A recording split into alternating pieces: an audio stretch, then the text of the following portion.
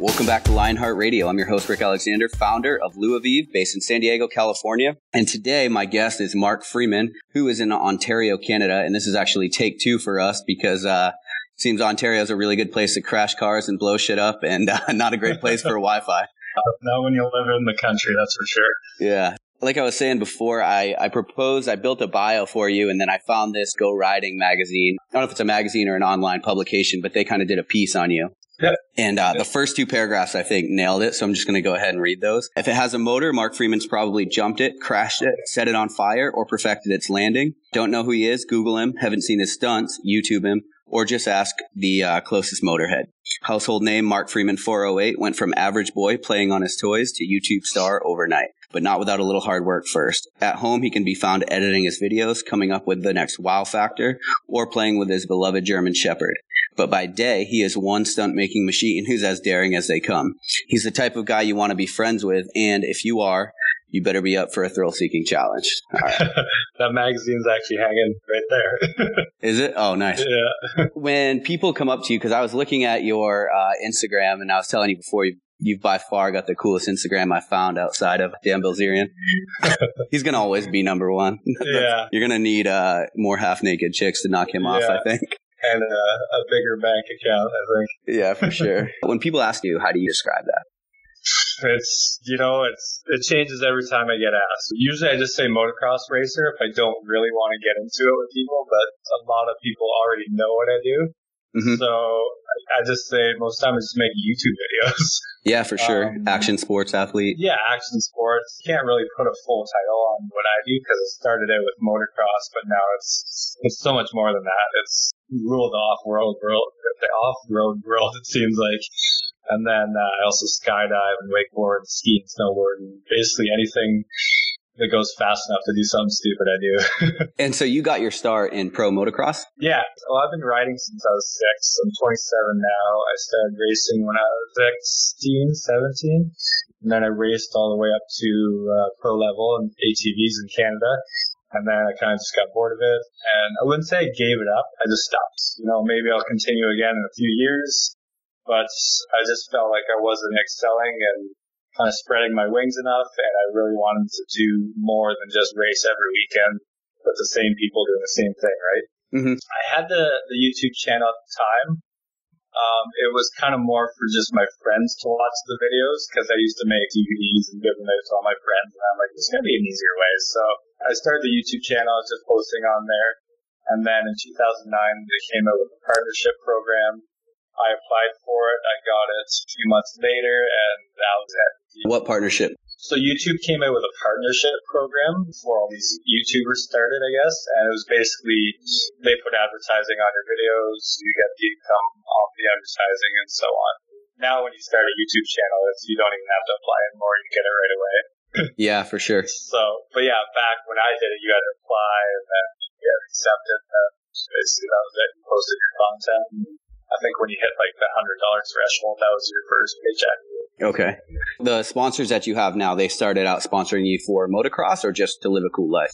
So Rockstar basically started with motocross and had a few other smaller ones like Lime 9 to do all my graphics. And, there's been tons of sponsors that aren't with me anymore. I get new ones every year, and then there's some that are kind of just like one-offs. Like you'll see me holding a drink or not a drink, but like wearing different clothing. Yeah, for sure.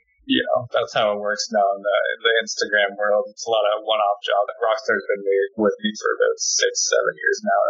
It's really tightly knit family we have going. Oh, okay. Very cool. Yeah. So are you at a point now where you're actually making your living just from the videos that you make? Yeah, I've been making a living off them for about 5 years now. Oh, okay. Very cool. Yeah. I have about 170 or 80 million views on YouTube, and I bring in a few million views a month. And then I also do jobs for other companies as well, like a lot of clothing and like Team LTD, and then just other stuff online. Oh, okay. Very cool. And when I was looking at your Instagram, started with motocross. What's your process? Like you just see something cool online and you're like, yeah, I'm going to have to do that. Cause I saw you have you have snow bikes. Like it's not just the normal things like snowmobiling or ATVs or skydiving. Like how do you figure this out? Honestly, sometimes I'll see it on TV. Sometimes it'll come to me in a dream. I don't know. I don't know how I started. Just I'll think of something and I'll tell one of my friends, and it'll either be the best idea ever or it'll be completely stupid. Yeah. But I know in my head that I have to do it, and I think it's possible, so I'm going to try it, even if it's a little risky, which it usually is. And, yeah, for sure.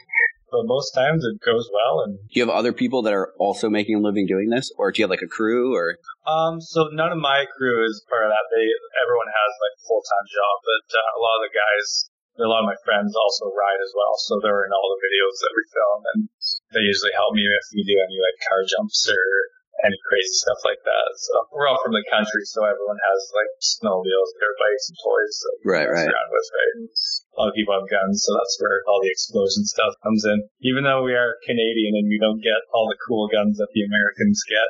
Yeah, I was going to ask you about that. Are the gun laws up there strict? Yeah, they're pretty strict. I'm not exactly sure most of the laws. I just know we can't get as much cool stuff as you guys can. Yeah. And then handguns are pretty, like, you can get your restricted to get a handgun, but you can only go to like certain ranges, and then I think you can only have like 5 bullet clips instead of whatever you guys have. It's just really limited. Yeah. So do you ever blow something up and they're like, shit, maybe I shouldn't post that? You have some pretty big explosions on your channel. Because everything is legal, right? So, like, obviously, if there is anything illegal, I won't post it, but everything we do is pretty legal. We haven't had an issue yet. I have had the cops in my house a couple times, but they're either because one of the neighbors complained that I'm too loud, or one time I crashed the car down the track and then it snowed the next day and I couldn't get it out until the snow melted in the spring, so it was down there for like 4 months. Oh, the cops knocked on my door one day like 6 a.m. And I came down my underwear. What happened last night? Did I do something bad? And then they're like, yeah, we had 6 reports of an accident. I'm like, where? They're like, oh, your field over there. I'm like, you mean the car that has 3 feet of snow on it? You just got snowed in? Yeah, they thought someone had an accident. It's like 400 feet from the highway. So they were looking for dead bodies, and they searched my whole property. Oh, wow. Yeah. Like, why would you call me first instead of, banging down the door? Yeah, for sure. I'm like picturing the early days of Jackass, like how they used to live. Like, what is a day in the life of Mark Freeman? It's not as exciting as I make it look. Like, during the week, it's pretty tame. Obviously, in the winter, it slows down a lot because of the weather. We haven't had the best winters lately up here. Like, I haven't done any trail riding this year. I've been doing snow bikes, and I was actually living up north for the past month. Basic day in the life. I get up at 9 or 10. I'll work for a few hours on videos, do a lot of email stuff. Oh, nice. But yeah, I work on everything here and all my rockstar back there. But yeah, it's basically just work in the morning, and then I go to the gym for a few hours in the afternoon, and then evening I just work. Usually all friends come over and we go. I live beside a river, so we go fishing every day. And then in the summer, it usually gets a lot busier, so on weekends, I do a lot of events with Rockstar Energy, kind of cross promotion. I'll bring my bike out, sign autographs. We do a lot of different concerts, obviously motocross events, like freestyle events. During the week, we usually ride every day. I have a track at my house, and then there's a few tracks up the road, and then my friends have private tracks as well. So there's a lot of riding going on in the summer, and then usually on the weekends or kind of in the evenings, we'll get sick of riding, and we're like, okay, does anyone have any vents here? I have some explosives in the garage. There's an old car. Yeah. Let's blow it up. One of my contacts for racing, he owns the scrapyard up the road. Yep. So he's like, oh yeah, I get cars every week that they still run, but they're not roadworthy anymore. He's like, we just crush them. Like, there's nothing you can do. He's like, if you want them, you can take them, jump them, do your thing, and then just bring them back. Scrap metal is where scrap metal, if it's crushed and run it, right? Right. Awesome. Because before I'd have to spend a couple $100, jump the car, and it's hard to make money off that when you spent that already. So yeah, go up the road, get a few vehicles, bring them back to my place. I have all the jumps for the dirt bikes, so we just launch them off there, and hopefully something cool happens. Yeah, I feel like you live in the perfect area to pull something like this off. I do.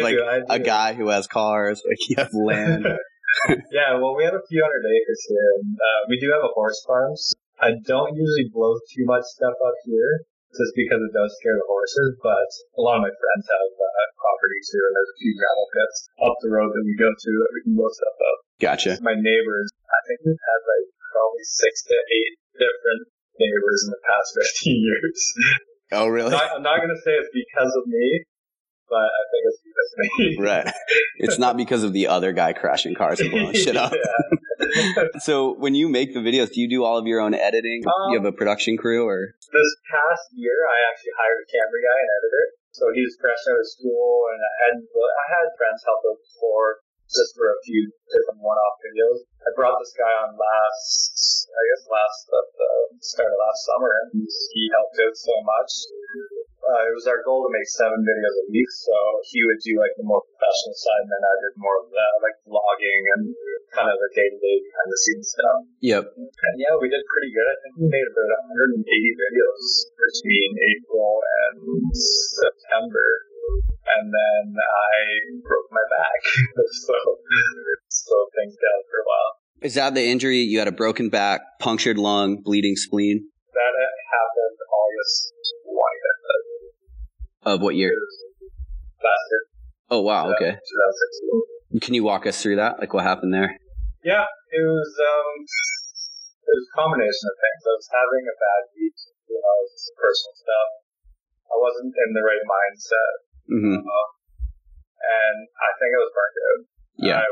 We were working like 7 days a week. We're filming, and like it's a lot of fun what we're doing, but it's just a big mental toll. It's still a grind, like, yeah. Oh yeah, obviously we're having a ton of fun. And you just have fun all the time. But yeah, it definitely does burn you out. And it's nice to take a day off now and again. But I was burnt out. I was having a bad week, and I'd ridden every day that week, and I was at the store, and I just wasn't in the mindset. Anyways, all my friends, they called up. It was Tuesday night. We go out for wings every Tuesday, so everyone was over here. And it was beginning to get the end of the day, and I was riding, but I wasn't riding well. I wasn't riding smooth. I wasn't being smart, and I wasn't thinking. Mm-hmm. Anyways, it was about 8 p.m. and they always say, don't do your last lap. Don't do one more. Yeah. Were you on a dirt bike? I was on the dirt bike, yeah. Okay. And so everyone was kind of wrapping it up. They were kind of hanging at the front of the track. So I go by myself to the track, and I just started doing my last moto. And I think I was like 4 or 5 laps deep. And there's one jump. So on a part of my track, you ride through the forest. Mm-hmm. And as you're coming out of the forest, there's about a 100-foot step down. And basically, you got to be committed as you're coming out of the forest, like before you can even see the jump. And I don't know what I was thinking. I hadn't even hit it that day yet. It's 100 feet that you have to clear? Yeah, 100 feet downhill. Jeez. So I come out of the woods, and I'm like, I got this. Yeah. Being cocky. So I come flying out of the woods. I hit the gas. I try and seat bounce, and I lean back, and my tire spins. I hit some mud, and my tire spins. I lost speed. I came up short, and because I seat bounced it, I was kind of like, so when you seat bounce, you sit down and kind of preload off the jump. Anyways, it kind of pitched itself up. So I came down, and I basically pogo sticked. I was about 15 feet short of landing. On your back tire? Yeah, on my back tire. The front end pitched down. I kind of just exploded off, like hands up, head hit the handlebars. And then basically from the landing all the way to the corners, another 50 feet, I bounced all the way to the corner. So I flew about 50, 60 feet off the bike, and all I remember is just shutting my eyes. I'm like, this is going to not end well.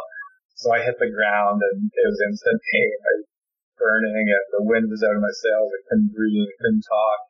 Luckily, while I was riding, one of my other buddies started riding too, so he was about 200 feet behind me.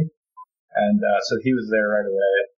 And I didn't get knocked out or anything. I didn't hit my head. I landed on my shoulder and my left hip. Mm-hmm. And I just remember laying there. He came up. He kind of laughed at me. Yeah. I was making that noise. Yeah. So like the wind knocked out of you noise? Yeah, exactly. And it was the worst crash I've ever had. And I was just laying there kind of, doing the self-examination. I tried to sit up. No, that's not going to happen. I started to pain. So by that time, like, all my friends came over, and there were 10 people there. And my camera guy came and I'm like, turn the camera off. Right? Yeah. You're just in that mood where it's like, what is happening? Am I dying right now? I'm spitting up blood. Yeah. I can't breathe. There's clicking. Like when I was breathing, there's clicking in there. And I'm like, what? I touched my lung or my heart. Yeah. So, yeah. And funny thing was my buddy, another friend, he was at the lake that day and he was driving by my house. He's a paramedic. And he had this really weird feeling. He was like, maybe I should stop it. But he had his kids with him, so he went straight home. But I called him on the way out. Like, I almost died. Like, I'm on the way to the hospital. What do I do? He's like, walk me through everything, where to go to which hospital. So I went to Western Hospital. Checked me in there. They were all freaking out. I had like 9 nurses, 2 doctors. They cut all my clothes off. A lot of people saw me naked. Yeah, that'll happen. Yeah, and they're like reaching me. I'm like, oh, everything hurts. So I'm covered in blood. So I go in for x-rays and numerous x-rays and all the different scans. And then a few other friends came to see me. And the doctor comes in the room. It's probably 2, 3 a.m. by this. So he's like, yeah, there's two cracks in your spine. I'm like, okay. Like, emotionally, it starts to hit me. My eyes water. It's like, all right, what about anything else? Like, I don't know. We're taking you in for more scans. So we go in for more scans. And then my shoulder x-ray is like, yeah, your shoulder's fine. I couldn't lift it. It was so swollen. Uh-huh. My hip looked like a friggin' grapefruit. So I come back out, and then they're like, yeah, you punctured your lung. I'm like, what? Every time he came back out, it kept getting worse. He starts feeling like kind of down by my hip, like down here. Uh-huh. He's like, that's getting really hard. He's like, we're going to go in for a scan for that. So we're going again. He's like, yeah, you poked a hole in your spleen. He's like, all the blood from your spleen is pouring into your stomach right now. And I'm like, what? Yeah. He's like, you might die. That's what he said? Yeah. Okay. Oh, and by the way, you have 2 broken ribs. So I'm like, oh, those are fine. Yeah. So he's like, we need to emergency transfer you to Victoria Hospital. I'm like, okay, like, let's do it. Let's get her going here. It's 4:30 in the morning at this point. Mm-hmm. I haven't slept. I'm tired. I haven't ate. I'm still dirty because I'm covered in dirt. And it just kept going downhill. So I get emergency transfer and get to the hospital.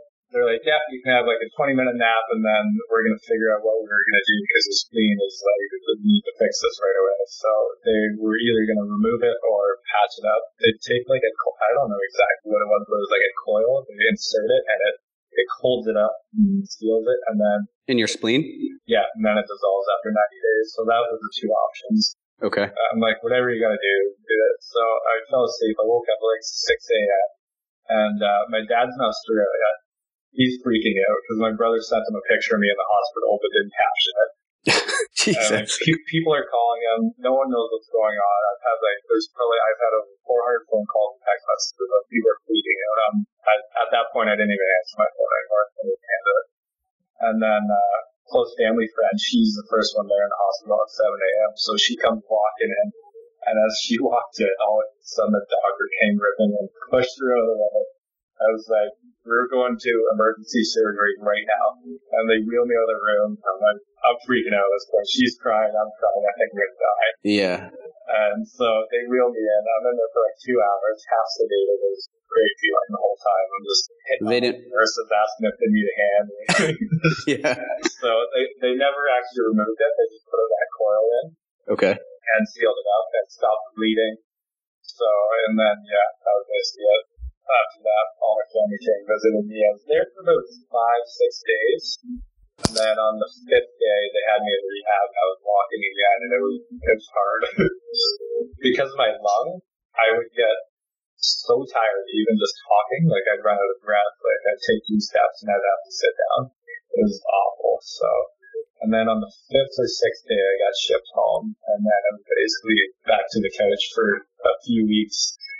And then I think 3 or 4 weeks later, I was back at the gym and up and going and back in yoga. And it hurt a lot, obviously. Yeah. Rehab it. But, right. Yeah, so I'm basically 100% healed now.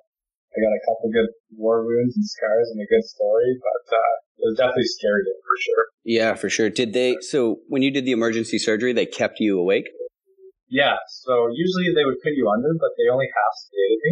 And I've been put out before. I've had surgery on like my wisdom teeth and that stuff, and you get put right out, but you get that like they make you count to 10, and it's like this warm feeling. But yeah, they kept me awake for 2 hours. Obviously, they numbed everything. I couldn't feel anything, but I had that warm sensation for 2 hours. It was pretty cool. So. Yeah, for sure. And then did you have to get a chest tube for your punctured lung? No. No, they said it was like a radiator. Eventually, it would just seal itself. So I don't think it was too, like, it wasn't a massive hole or anything. Okay. I could still breathe. I think if it was any worse, I would have had to have a chest tube. That was the other thing they were debating on too, was the chest tube, but luckily I never had to get on that. Yeah, I was on a lot of drugs. I'd wake up in the night and my breathing would stop just because I was on such, I was so relaxed every night that it would set the alarms off because basically my heart would slow down to like 10 beats a minute. Oh, really? To a point where they thought I was, like, they came rushing in the room a few times because they thought my heart stopped. Yeah. I'd wake up freaking out and there'd be like 3 nurses screaming. So, yeah, other than the surgery, it went really well after. The doctors were great, the nurses were great, and had a really nice time. Yeah. So I was going to tell my one more story, but now I just don't feel like it's appropriate. But it's funny how everyone kind of has that, like, knows that intrinsically. It's like you never say one more. I've done it before, and I've crashed. Mm-hmm. I had one 6 years ago. We were out on the track, and it was getting dark, and I said one more. And I came up short on a jump, and I jumped off. I was 40 feet in the air, and I jumped off, and I landed on my butt and broke my tailbone. But then it wasn't that bad. Yeah, I broke my collarbone when I said one more, riding BMX bikes when I was like 13. I was like, never again, dude. Yeah, never say one more. Say 2 more and skip the last one. Yeah, exactly. Keep fate. Exactly. You mentioned mindset. Like, what is the mindset? You think just like focused? Like when I'm riding? Yeah, like you said, like you weren't really in the right mindset. I wasn't focused, and I was just really I was just riding sloppy. Mm-hmm. I didn't feel like mentally I was there. Like I should have just stayed in bed and turned my phone off that day. It was just because of the personal stuff, just so burnt out. And, you know, if you're not 100% there, you're riding a 200-300 pound motorcycle that's faster than lightning. Sure. You got to be there. Right? Yeah, sure. If you're sloppy or hungover, it doesn't feel right. Just don't do it. Do you ever mess with supplements at all for your riding, like for focus, or do you go to energy drinks or anything? Not really. I used to do like all the workout supplements, but I never noticed a difference. I do take protein and like branch chains and stuff, but usually it's just I just stick to a good diet and take my vitamins and eat lots of spinach. Like, so on that note, like, because you've talked about the gym a couple different times, how does an action sports athlete work out? A lot of cardio.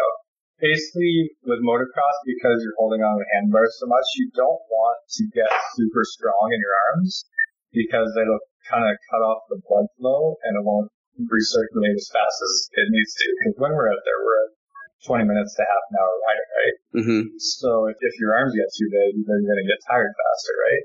Okay. So, like I don't work out much arms. It's mostly legs and core, and then I get most of my arm workout just from riding the bike. Okay. So obviously I'll work out more in the winter because I'm not on the bike. But usually I just do a lot of grip and then mostly legs and back and core. What about like pull-ups and that kind of a thing?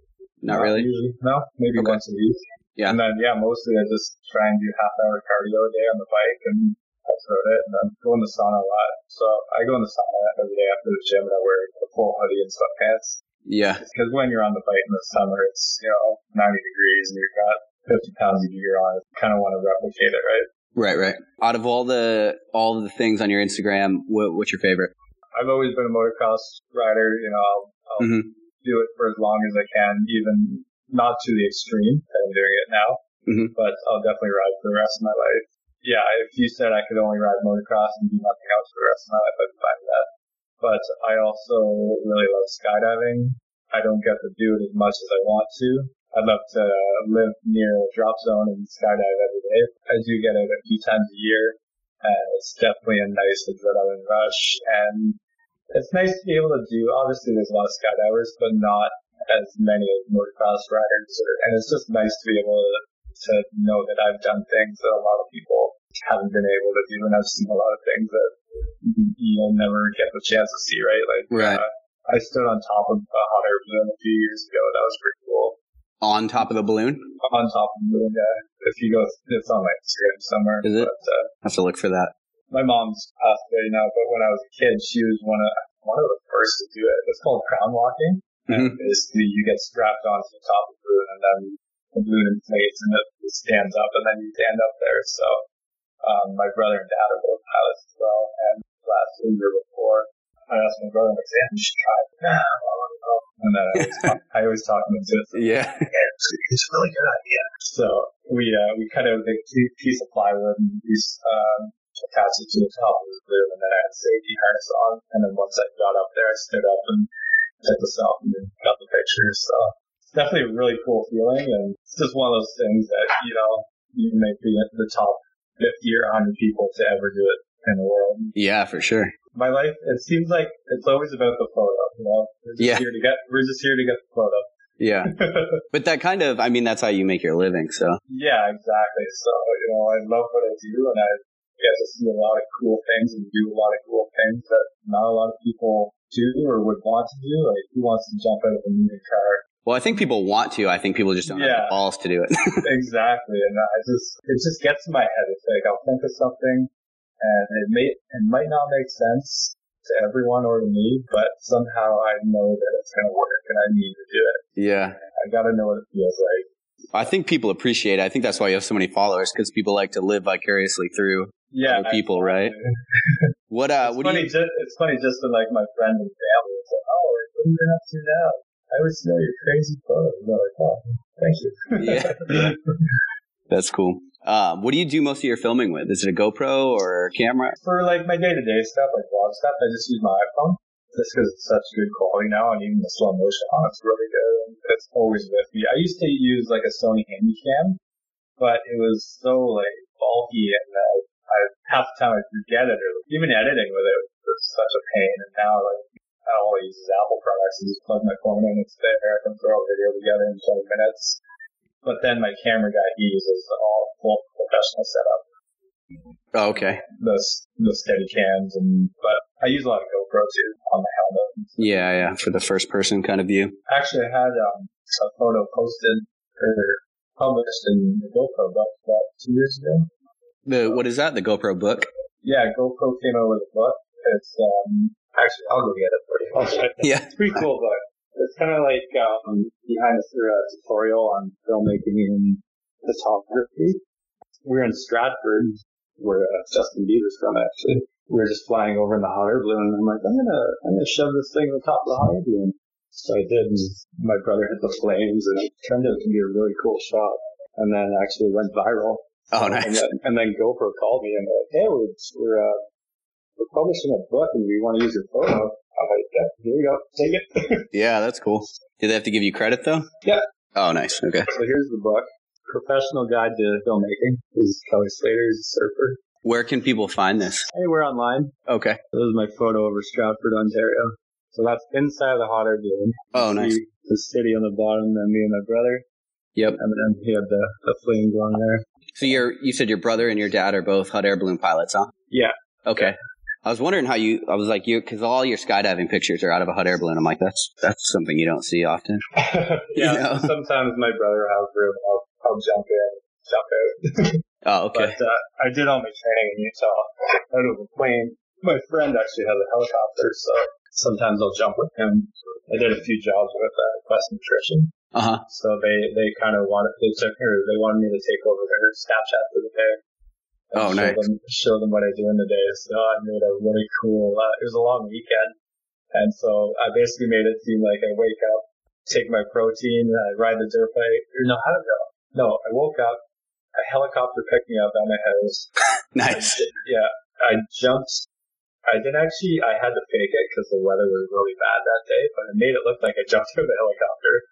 They dropped me off at my track. My dad was waiting there with my dirt bike. I jumped on my dirt bike, did a few laps. Then I drove up north to my friend's cottage, and we went boating all day. So it ended up being really cool. And yeah, I think it made a few people jealous. Nice. You said, so that picture that you got in the GoPro book, you said that's where Justin Bieber's from? Yeah, he's from Stratford, Ontario. So, what is the Canadian opinion of Justin? It's honestly really, I don't know. Everyone's. Well, you're always going to have your haters and you're jealous. And good for him. He's successful. We're all proud of him. Yeah. Not everyone likes him. I've never actually met him. A few of my friends actually babysit him when he was a kid. Oh, wow. And, a few family friends know his family, but I've never actually met him or his family. Nice. Not a whole lot of people in Canada, so, only a few of us end up getting out. Yeah. And doing well, So for people that are interested in even if they're not interested in action sports, like a lot of people that listen to this podcast are like probably CrossFitters or, they power lift or endurance racers. They still want to make a like you've essentially figured out a way to make a living doing what you love without actually, necessarily being a pro athlete. I mean, I know you were a pro motocross racer, but at this point, what kind of advice do you have for people that are looking to do that? Well, it all depends what you do. So, like, if you're a power lifter, right, any of that stuff, it's just, you gotta be 100% dedicated, and it's all about commitment, right? I've had a bunch of people that try and follow in my footsteps for the YouTube route, and they started out strong, and then they just realized I don't know if they couldn't do it, or they just didn't have the time, and they gave up on it, right? Like, there was tons of times in my career, I've been doing this for 10 years now. Yeah, this will be my 10th year on YouTube. So there's tons of times where I wanted to quit. I hated it. I was ready to delete my channel. I didn't want to be Mark Freeman 408 anymore. And my dad always talked me through. He's my biggest fan, so he always talked me through it. I was like, "Oh, you're gonna be good. You'll be fine. You'll figure it out." And I always figured it out. So you gotta be dedicated, committed, find your niche, and just stick with it. But a lot of times when you're going to want to quit, you just say, no, keep going. You're going to get haters. People are going to be jealous and they're going to tell you can't do it. And you just got to stay committed. Yeah, for sure. How long were you at it before you kind of like really got traction? And about 3 years, 3-4 years. Okay. So you were doing it like almost every day for 3 or 4 years without seeing anything really. Yeah. Like I'd post an awesome video and it'd get maybe 300 views. And cool. And then you see this guy on YouTube that posted a video of his cat and it got 100 million views. It's like, I just jumped 150 feet over a burning car and no one gives a shit. Yeah, for sure. That's good though. I think a lot of people need to like step back and realize that. Like I think a lot of people will go hard for 6 months or for a year or for 2 years. Exactly. And it's like, no, you gotta be fully committed. Like, this is my 10th year and I'm nowhere close to where I even want to be. Like, my goal, so there's 3 awards you get with YouTube. One's at 100,000, one's at 1 million, and one's at 10 million. I got the 100,000 one already. It's a silver play button. Okay. Basically, it's like a little plaque, and then 1 million is a gold play button, and then 10 million is a diamond play button. So, is that subscribers or? Subscribers, yeah. Okay. So I don't know if I'll ever get to 10 million, but I'm definitely set my goal for 1 million and get that gold play button. And I don't know when it'll be or where it'll be, but that's my next goal. Do people buy fake subscribers? Like people buy fake followers? I think you can, because you can definitely tell. If they do, because I have like 1 million subscribers. Right. I think a lot of people buy them on Instagram now just to make them look better. I don't know. Maybe it gets them more jobs. Yeah. I've never done it because I know companies that have done it actually, and you look and you can see the ratios and it doesn't line up at all. So, I try and do my best and respond to comments and post a lot of cool shit and just hopefully more and more people subscribe every day. Yeah, for sure. It's definitely getting more difficult though because Facebook came out with their video platform now. Mm-hmm. And you can definitely see it's taking a toll on YouTube.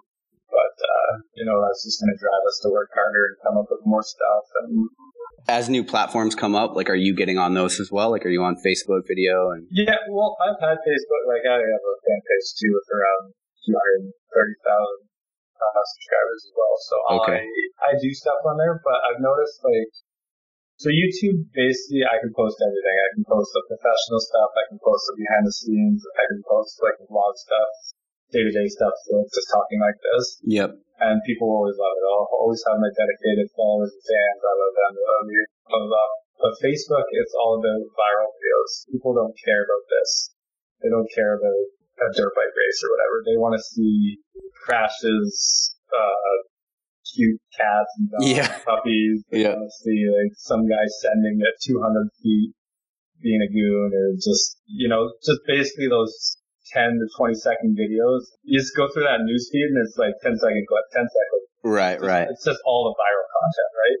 Yep. So I think that's what more people are interested in on Facebook. And then I think you're going to see YouTube more turn into like a Netflix kind of thing. Like, yeah, I think they're already starting to get their like own shows and stuff, right? Yeah. So they have YouTube Red now. We don't have it yet in Canada. I think it takes $10 a month, and you don't get any of those advertisements or anything, and you can download for offline videos and stuff like that. So keep doing what I'm doing and hopefully come up with some new ideas and blow some more stuff up. Yeah, for sure. Did you ever have a backup plan? Not really, no. I have investment stuff, and I put my obviously saved up, put my money in safe places in case something does ever happen to YouTube. I'm not going to rely on it. I don't know if I'll do it for the rest of my life. I'm 27 now. I don't bounce off the ground as easy as I used to. Right. But I'm definitely going to continue on and keep doing it for now because I'm really enjoying it, and I'm just the day to day and getting to travel, and it's really cool knowing that there's people out there that are getting inspired by what I do. And obviously it's hard to tell from my office here, but when I go to different places and races and events, and I've even been in like airports, and like kids will come up to me and be like, thank you for everything. And I've been watching videos for years, and I actually had one guy, he paralyzed himself. He said he was so bad that he's like gotten to depression and he just couldn't do it anymore. And then he said he started watching my videos and made him want to walk again. So he started training and doing all that stuff and research to basically walk again. So that was really cool. Yeah. But a lot of stuff like that, just more that you're making someone happy out there, especially because not everyone has 200 acres and stuff to play around on. So yeah, for sure, definitely, I need having all that. So yeah, that's like one of the cool things I think that I always talk to people about. It's like when you're doing something, if you like love what you're doing and you have this platform, like technology has given us all a platform, really. And if you love what you're doing, you're automatically going to inspire somebody just because it's like contagious. You can tell when somebody's like really into what they're doing. You know what I mean? Yeah. And so you never know who you're inspiring because you never really can see all of the reaches. Like, yeah, you have 87,000 Instagram followers, right? But you don't know how many people like are just kind of like looking from afar or out of the followers. And that was like when I broke my back, like I could tell right away with the 500 emails and phone calls and messages. Like people I haven't talked to in 10 years were like, oh my God, like they watch my stuff every day, but obviously I don't get to see everyone as much as I would like to because I'm, with my career, I'm traveling a lot and it just doesn't work that way anymore, right? So, yeah. But yeah, it's definitely, inspire a lot of people doing it. Especially like even closer friends and family, like a lot of guys I went to high school with that, it's hard to stay in contact with anymore. Everyone's watching, so. Yeah. Are you traveling a lot for exhibition stuff or? It's mostly, for like the Rockstar events. I travel for that. And then sometimes just for vacation, but I'll work anyway on vlogs. And then sometimes I just want to go skydiving in a different country or go dirt biking in a different country. So I'll just get up and go, right? Yeah. It's usually just for me. Like I'd say, hey, let's go dirt biking in Hawaii. So yeah, that's what we do. What's the coolest thing you've done with Rockstar? We have a ton of great stories. Rockstar Canada is obviously a lot smaller than Rockstar US, so there's like 5-6 main guys that I know. And so we only see each other a couple times a year, but it's always like a big blast. We always go to big music, like country music festivals and races, and it's kind of like a family reunion for us. So yeah.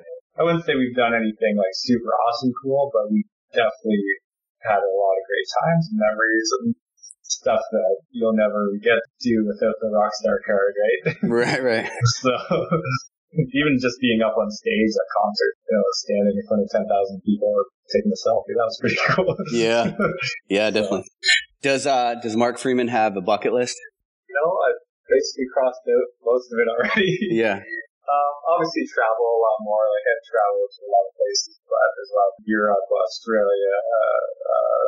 I'd like to go. I want to go to weird places. Like I'd like to go to like Chernobyl. Go check out that Chernobyl thing.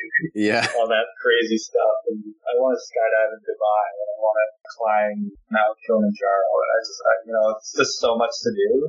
Yeah. It just seems like there's not enough time to do it. So it's funny you bring those two up because one of our guests next week, she actually just got done skydiving in Dubai, and then really? Yeah, and then another one of our guests is summiting Kilimanjaro right now. So it's pretty funny. It's just things that you wouldn't expect a motocross rider to do. Right? Yeah. You expect me to be on the bike all the time, but no, I want to just as much as I can while I can. Well, I think you've set yourself up in a way that's like not boxed you into a corner of like being just a motocross guy. Like if you post a picture of you in Chernobyl or skydiving in Dubai, people aren't going to be like, well, that's weird. You know what I mean? Because your shit's all over the place. Yeah, everyone's like, oh, no, that seems about right. Yeah, exactly. Oh, he's doing something really cool in another really cool country. Makes sense. It really comes in handy, too, because when I was in Hawaii last year, 2 years ago, I just went for just a quick vacation, and then I posted a picture, sitting in the pool. And all of a sudden, like, people that live there started texting each other and like, hey, can you get a hold of Mark Freeman? And all of a sudden, some guy just takes us dirt biking and like the mountains up in like volcanoes and stuff. I'm like, how did that happen? Or like, I was in Vegas and just for New Year's a couple of years ago, and some guy called me and said, hey, I heard you're in Vegas. You want to come dirt biking? I'm like, yeah. So he came to my hotel, picked me up. He took me out to his private track. We rode all day. Like, I don't know any of these people. Yeah. Just fans, right? It's like, I got to trust them, obviously. But, right. Yeah, I've got some really cool stories. Yeah, that's cool. I go to Vegas way too much. You're a lot closer than I am. Yeah, that's true. Well, I'm all the way on the other side over here. The last question I have, it's the Lionheart Kicker. We're going to add this to every show from now on. So if you could give advice and every single person in the world would hear it, what would that advice be? Never let people tell you what you should be. From my background, I was always told that I'd never amount to anything. Even my teachers told me this. And they'd never say I'd be able to make a living doing this. And I was always told I couldn't do it. And I just said, you know what? It's too bad. I'm going to do it. So, and I've almost died doing it. But I've got more stories and memories and photos than you couldn't put a price limit on what I've accomplished and the things I've seen. So just, if anyone ever says you can't do it, it's never take no for an answer. I guess. If you want to do something, put your head down to the grindstone and you make it happen. Yeah, just get to it. Just work your ass off and eventually you'll make it. When you were like 3 years in, and you still had like another year-ish till you really started picking up traction, were there a lot of people that were like, what are you doing, man? Like every day. Really? And I still get it. People doing it. They're like, when are you going to start a life, a real life? I'm like, yeah.